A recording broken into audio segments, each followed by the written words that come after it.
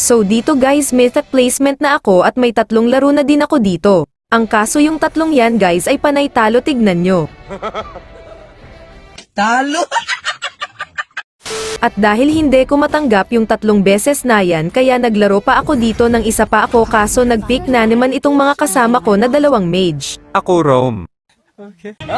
Ginang ina mo! Dito nag-Roger ulit ako at early game pa lang nag-rotate na agad ako sa gold lane namin at hindi ko inaasahan yung mga sumunod na nangyari, panoorin nyo. Dito pinilit nila akong pasukin kaya sila pa yung nabigyan ko.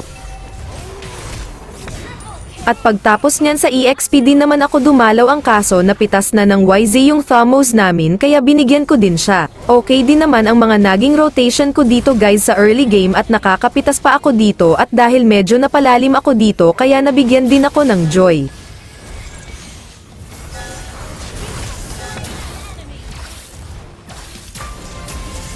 At dito guys kitang-kita ninyo naman na palong-palo itong mga kalaban ko. Ikaw ba naman pasukin sa tower at sino naman pogi hindi magagalit dyan?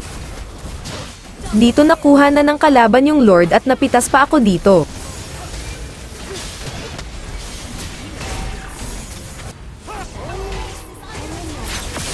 Dito sinubukan ko pa def yung Lord ang kaso madami sila dito kaya natalo na naman ako. Meron na akong 4 na talo dito kaya susubok na naman ako. Okay lang matalo guys kasi part yan ng laro, kung ayaw mo matalo wag ka na din maglaro, ganun lang yun. At dahil sa gold lane nag-rotate yung core ng kalaban kaya nakuha ko yung first turtle dito. At dahil lamang kami ng gold sa kalaban kaya ako din naman ang magiging aggressive ngayon, panoorin nyo.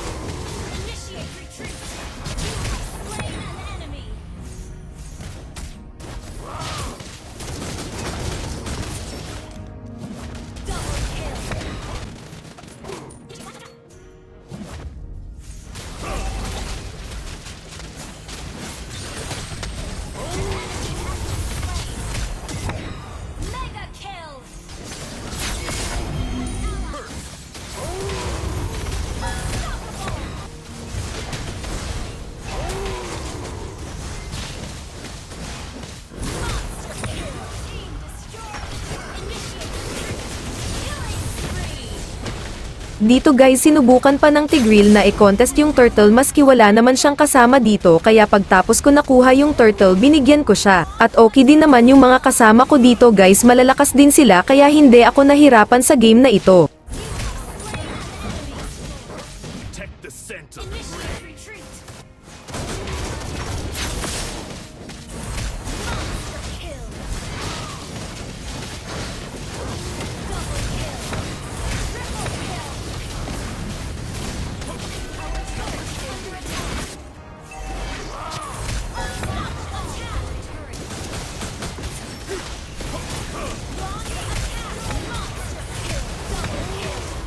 Dito guys sunod-sunod silang nag-asim kaya naman hindi ko na ito patatagalin, patatapusin ko na agad ito.